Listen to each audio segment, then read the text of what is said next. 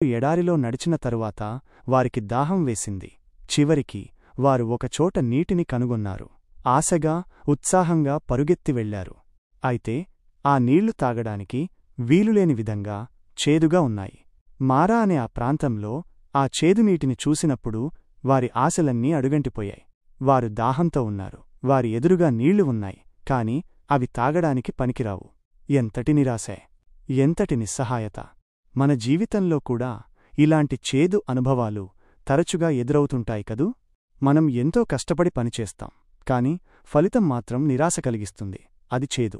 మనకు ఇష్టమైనవారు మనల్ని అపార్థం చేసుకుంటారు, మనల్ని ఒంటరిగా విడిచిపెడతారు. అది చేదు. మన ఆరోగ్యం మనకు సహకరించదు, బాధతో పడుకుని ఉంటాం. అది చేదు. ఈ చేదు అనుభవాల మధ్య మనం ఏమైపోతామో తెలియక కంగారు పడతాం. అప్పుడు ఆ ప్రజలు చేసినట్లే మనం కూడా మన నిస్సహాయతను, బాధను బిగ్గరగా దేవునికి మొరపెట్టుకోవాలి. ఆ ప్రజలు ఆ స్థితిలో దేవునికి మొరపెట్టుకున్నారు. అప్పుడు దేవుడు వారికి ఒక మార్గాన్ని చూపించాడు. అక్కడ ఉన్న ఒక చెక్కను లేదా ఒక వస్తువును తీసుకుని ఆ చేదునీళ్లలో వేయమని చెప్పాడు.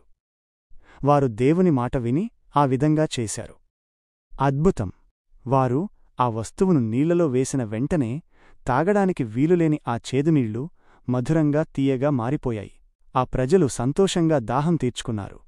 ఈ సంఘటన మనకు ఏం బోధిస్తోంది? 1. దేవుడు అసాధ్యాన్ని సుసాధ్యం చేయగలడు. ఆయనకు లోకంలో అసాధ్యమైనది ఏదీ లేదు. మన జీవితంలోని ఎంతటి చేదు పరిస్థితులనైనా ఆయన తీయగా మార్చగల శక్తిమంతుడు. 2. ఆయన మార్గం మనకు భిన్నంగా ఉండవచ్చు. చేదునీళ్లను తీయగా మార్చడానికి ఆయన ఏదో రసాయనాన్ని ఉపయోగించలేదు. ఆయన చూపిన మార్గం మనకు చాలా చిన్నదిగా, అర్థం లేనిదిగా అనిపించవచ్చు. ఒక చెక్క ముక్క వేయడం లాంటిది. కాని మనం చెయ్యాల్సిందల్లా ఆయన మాట విని విశ్వాసంతో విధేయత చూపడం. 3. చేదు అనుభవాలు ఒక పాఠం. ఆ చేదునీళ్లు వారి విశ్వాసాన్ని, సహనాన్ని పరీక్షించాయి. ఈ చేదు మన జీవితంలోకి దేవుడు అనుమతించేది ఆయనను మరింత గట్టిగా పట్టుకోవడానికి మరియు ఆయన శక్తిని రుచి చూడటానికి. కాబట్టి ప్రియ సహోదర సహోదరీ, మీ జీవితంలో మీరు ప్రస్తుతం ఎదుర్కొంటున్న చేదునీరు ఏమై ఉంటుంది? అది ఆర్థిక కష్టమా? అది కుటుంబంలో కలహమా? అది భయంకరమైన వ్యాధా? మీరు చేయాల్సిందల్లా ఒక్కటే. విశ్వాసంతో మీ చేదు పరిస్థితులను ఆయన పాదాల చెంత ఉంచండి. ఆయన శక్తిని నమ్మండి. అప్పుడు ఆయన మీ జీవితంలో తన అద్భుతమైన మార్గాన్ని చూపి మీ చేదు అనుభవాన్ని ఆనందకరమైన మధురానుభవంగా మారుస్తాడు.